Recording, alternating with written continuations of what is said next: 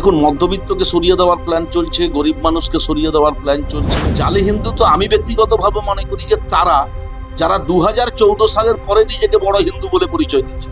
আর মমতা বন্দ্যোপাধ্যায় তো জন্মসূত্রে এখন একটি প্রতিশ্রুতি ভারতবর্ষের কেন্দ্র সরকারে সারা 140 কোটি মানুষকে কুরে কুরে খাচ্ছে যে জনবিরোধী অর্থনীতি, ব্রিটিশ ইস্ট ইন্ডিয়া কোম্পানির কায়দায় দেশীয় মানুষকে শোষণের প্রক্রিয়া। নির্বাচনের ফল যখন প্রকাশ হচ্ছে, ঘড়ির কাঁটায় যখন ঠিক দুপুর একটা, দিনের আলোর মতো পরিষ্কার হয়ে গেছে, আপকি বার দোষো পার্থ দূরস্থ, আপকি বার দোষো মে হাত।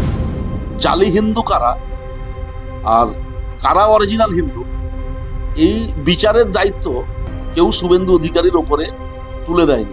স্বল্প মূল্যে কিনতে চান পুরাতন হাই কোয়ালিটির ফোন, বা বেশি দামে বিক্রয় করতে চান নিজের পুরনো মোবাইল, কিন্তু কোথায় কিভাবে তা করবেন বুঝতে পারছেন না? এবার চিন্তার ভাঁজ কপাল থেকে সরিয়ে ফেলুন।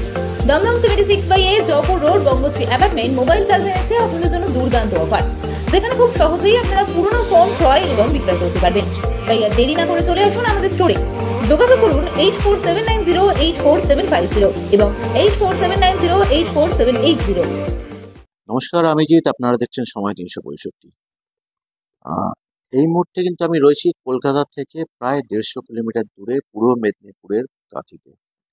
আর কাঁথিতে আমাদের আসা এই জন্যই যে সংগঠনের দিক থেকে যদি দেখা যায়, তৃণমূল কংগ্রেসের অন্যতম সংগঠনের পারদর্শী হলেন কাঁথি এখানকার বিধায়ক তথা পূর্ব মেদিনীপুরের সভাধিপতি মিস্টার উত্তম বারিক। সারা এখন ঘড়ির কাঁটা বলছে ঠিক রাত্রি 11:30। সারাদিনের কর্মব্যস্ততার পরেও উনি আমাদের সঙ্গে রয়েছেন। আজকে আমাদের উনি বিশেষ অতিথি। তো সরাসরি বেশি কথা না বলে সরাসরি ওনার চলে যাব। দাদা, স্বাগত আমাদের।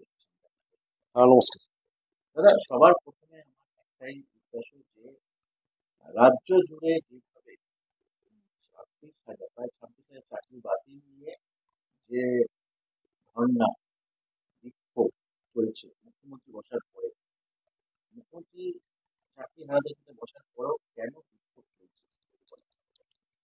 দেখুন, মানুষের গণতান্ত্রিক অধিকার আছে, নিশ্চিতভাবে সকলেই আন্দোলন করতে পারেন। এই অধিকার বাংলায় মমতা বন্দ্যোপাধ্যায় আছেন বলে, গণতন্ত্র রয়েছে বলে এটা সম্ভব হচ্ছে। তবে একটা কথা বলবো,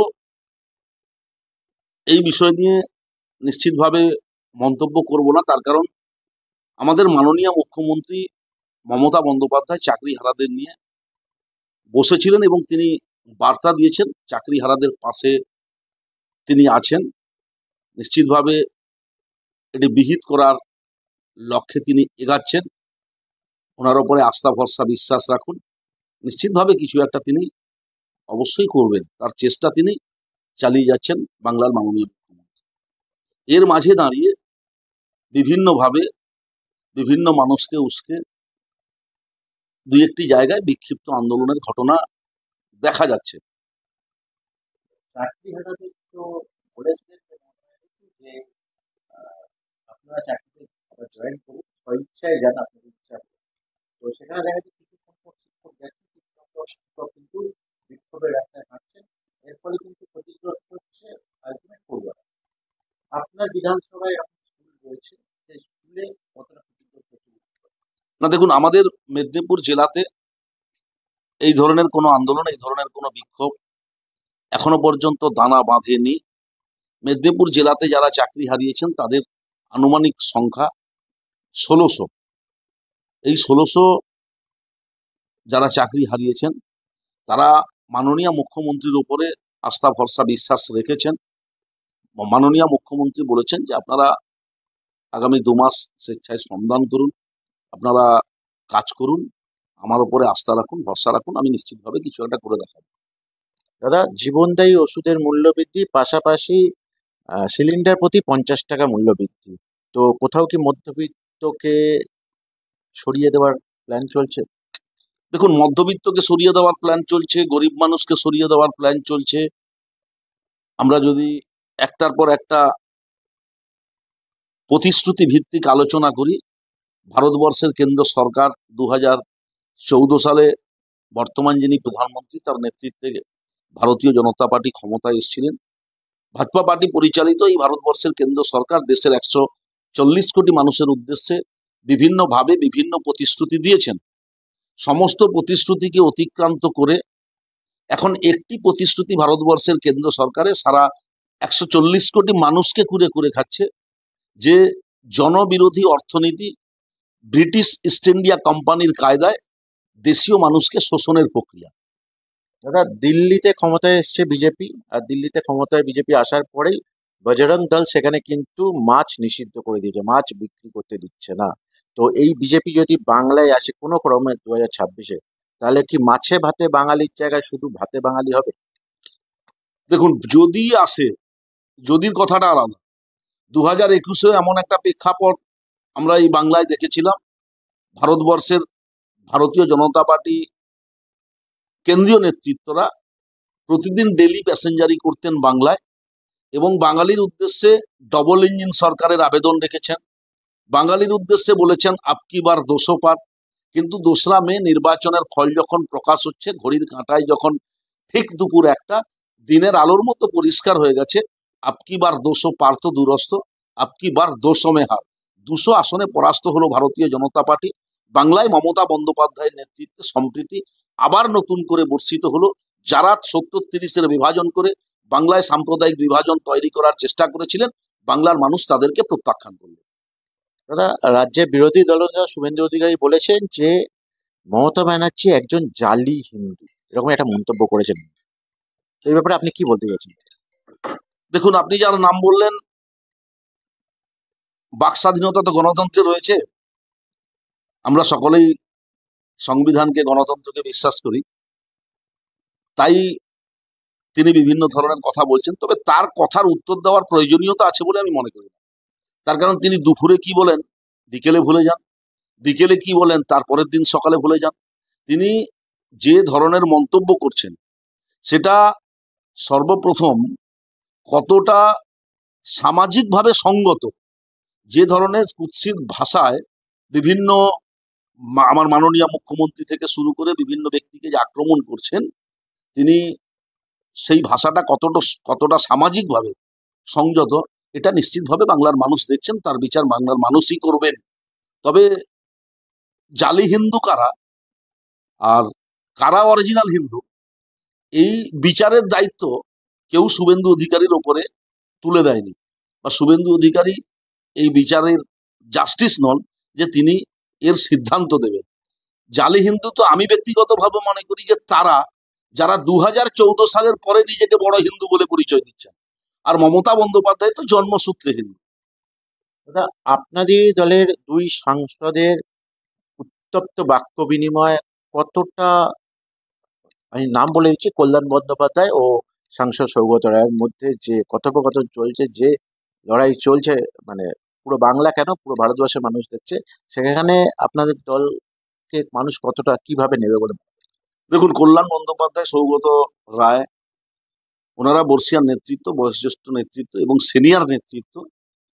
তারা সাংসদ, মানুষ তাদেরকে গণতান্ত্রিক পদ্ধতিতে ভোট দিয়ে নির্বাচিত করেছেন।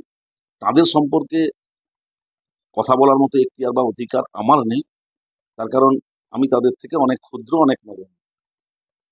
দাদা, 30শে এপ্রিল মুখ্যমন্ত্রী মমতা ব্যানার্জির হাত ধরে দীঘার জগন্নাথ মন্দির উদ্বোধন হতে চলেছে। তো দীঘার পর্যটন কেন্দ্রে কতটা সুবিধা হবে বলে মনে করছেন এই জগন্নাথ? নিশ্চিতভাবে দীঘা পর্যটন, সমুদ্র সৈকতের পর্যটন কেন্দ্রের কলেবর আরো 100% বৃদ্ধি পাবে মাননীয় মুখ্যমন্ত্রী মমতা বন্দ্যোপাধ্যায়ের হাত ধরে। তার কারণ মমতা বন্দ্যোপাধ্যায় সমুদ্র সৈকত দীঘাতে যে জগন্নাথ ধাম আগামী 30 তারিখ উদ্বোধন করবেন, তিনি 28 তারিখ থেকে দীঘাতে আসবেন, 29 তারিখ থাকবেন, 30 তারিখ উদ্বোধন করবেন। তিনি এই জগন্নাথ ধাম শুধুমাত্র বাংলার মানুষের নয়, সারা ভারতবর্ষের বিভিন্ন রাজ্য থেকে যে সমস্ত পর্যটকরা দীঘাতে আসেন, তারা আরো বেশি বেশি করে আসবেন, পর্যটক আরো বেশি বাড়বে, দর্শনার্থীরা যেভাবে আসবেন ঠিক সেভাবে পর্যটন কেন্দ্রে প্রচন্ড পরিমাণে ভিড় বাড়বে। এবং দীঘা পর্যটন কেন্দ্র যা মমতা বন্দ্যোপাধ্যায়ের হাত ধরে পরিবর্তন ঘটেছে, দীঘা পর্যটন কেন্দ্রে যতটা দৃষ্টিনন্দন করে বাংলার মাননীয় মুখ্যমন্ত্রী মমতা বন্দ্যোপাধ্যায় পর্যটকদের উদ্দেশ্যে তুলে দিচ্ছেন, তার 100% শ্রীবৃদ্ধি পাবে। দাদা, আমার আর একটা প্রশ্ন, এই চাকরি হারা, এই 26,000 চাকরি বাতিল, এরপরে কোথাও শোনা যাচ্ছে যে 32,000 চাকরি বাতিল হতে পারে। তো সেগুলো কি 2026 বিধানসভা ভোটে রাজ্য সরকারের এগেনস্টে যেতে পারে? দেখুন, চাকরি হারা যারা কোর্টের রায়ে মমতা বন্দ্যোপাধ্যায় বাংলার মাননীয় মুখ্যমন্ত্রী হিসাবে, অত্যন্ত মানবিক মুখ্যমন্ত্রী হিসাবে দুদিনের মধ্যেই তাদের সাথে বসছেন, তাদেরকে আশ্বস্ত করেছেন। আপনারা তার আমার উপরে বিশ্বাস রাখুন, আস্থা রাখুন, ভরসা রাখুন। নিশ্চিত আমি এর জন্য কিছু একটা বিহিত ব্যবস্থা গ্রহণ করব। তো তিনি আবার রিভিউ পিটিশন করার সিদ্ধান্ত গ্রহণ করেছেন সুপ্রিম কোর্টে। আবার পরবর্তীকালে যদি কোর্টের রায় বা কোর্টের সিদ্ধান্ত চাকরি প্রার্থীদের বিপক্ষে যায়, নিশ্চিত আবারও মমতা বন্দ্যোপাধ্যায় তাদের পাশে থাকবে। দাদা, আমার শেষ প্রশ্ন, কাঁথি মানুষজনের এমন কোনো ইচ্ছা পূরণ বা চাওয়া যেটা পূরণ করতে পারেনি এখনো রাজ্য সরকার বলে আপনি মনে করেন? দেখুন, আমরা তো শুধু কাঁথি নয়, পূর্ব মেদিনীপুর জেলার কোলাঘাট থেকে দীঘা পর্যন্ত সুবিস্তৃত 223টি গ্রাম পঞ্চায়েত, 25টি পঞ্চায়েত সমিতি, 5টি পৌরসভা, আমরা যে ধরনের সহযোগিতা রাজ্য সরকারের কাছে চেয়েছি, রাজ্য সরকার 100% সহযোগিতা করেছেন। মাননীয় মুখ্যমন্ত্রী বাংলার অন্যান্য জেলার থেকেও আমি ব্যক্তিগতভাবে মনে করি পূর্ব মেদিনীপুর জেলার জন্য সরকারি অর্থ ব্যয়ে এলাকার মানুষের জীবনযাত্রার উন্নয়ন, এলাকার মানুষের অর্থনৈতিক মান বৃদ্ধির ক্ষেত্রে গুরুত্বপূর্ণ ভূমিকা পালন করেছে। ধন্যবাদ দাদা আপনাকে। এতক্ষণ শুনলেন যে বিধায়ক তথা পূর্ব মেদিনীপুরের সভাধিপতি উত্তম বারিক কিন্তু জানিয়ে দিলেন যে বিরোধীরা কি বলছে তাতে কান দিয়ে কোনো লাভ নেই। 2026 কিন্তু পুনরায় আসতে চলেছে মমতা সরকার, এবং আগামী দিনে দীঘার জগন্নাথ মন্দির দীঘার জগন্নাথ মন্দির কিন্তু মানুষের কাছে আর এক ভ্রমণ পিপাসু জায়গা হয়ে খুব বড়ভাবে উঠতে চলেছে। তো ক্যামেরা অভিনয়ের সাথে আপনারা দেখছেন সময় 365 কাছে।